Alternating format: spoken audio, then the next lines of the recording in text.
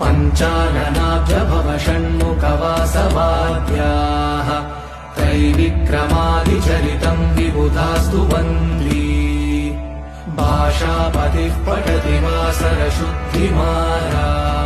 शेषाद्रिशेखर विभो तव सुप्रभातम् ईषत्प्रफुल्ल सरसीरुहनारिकेलपूगद्रुमादिसुमनोहर पालिकानाम्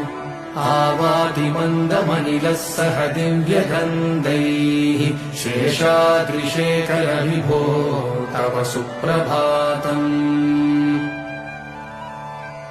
उन्मील्यनेत्रयुगमुत्तमपञ्जरस्ताः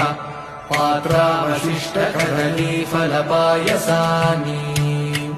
भुक्त्वा सलीलमतकेलिसुखाः पठन्ति शेषाद्रिशेखर विभो